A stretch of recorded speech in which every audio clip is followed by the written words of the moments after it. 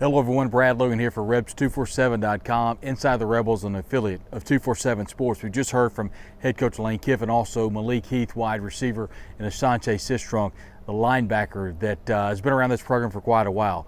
Chris Partridge, obviously the new defensive coordinator. We learned a lot from Asante, and you'll hear more from that at Rebs247.com. This is day 4 of practice, so we're able to see quite a bit, and everybody's kind of asking about the quarterback play. And quite honestly, Luke Altmaier's looked really, really good. And, you know, we've seen Jackson Dart flash as well. But I think this has kind of been Luke Altmaier's opening part of fall camp. He's looked really, really good.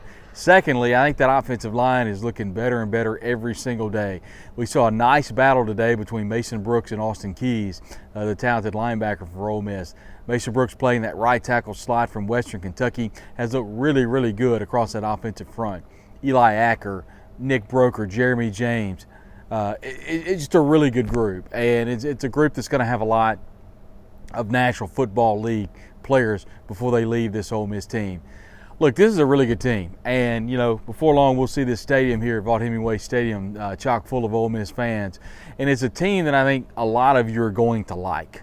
It's a team that's going to have probably its best defensive front since maybe 2015, and even prior to that, maybe into the 90s, because you've got the depth of maybe 10 or 11 players who are going to be able to rotate in and out across that defensive front. You've got senior leadership in KD Hill, and of course you've got the transfer in JJ Pegues over from Auburn. Looks really good.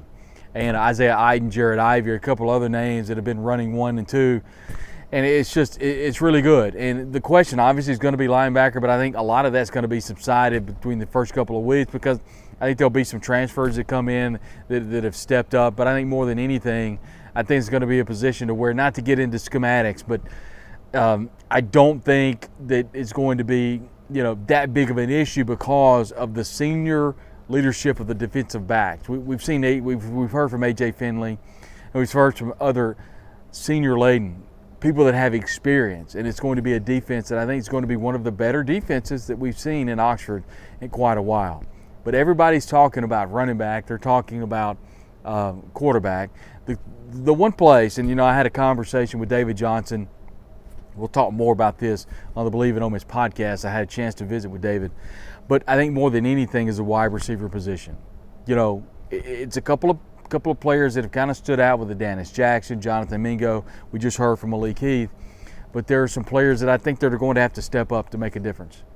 You know, a Buck Halter, a Braylon Brown. Players are just not stepping up as much as you would have liked them to step up at wide receiver. But again, David Johnson swears up and down that he thinks this wide receiving core is going to be really, really good by the time the end of the year gets here. We'll see. As it stands, we'll have a ton of information over at Rebs247.com, Inside the Rebels, an affiliate of 247 Sports. There'll be much more on the Believe in Ole Miss podcast, a part of the Believe Network, coming here later on today.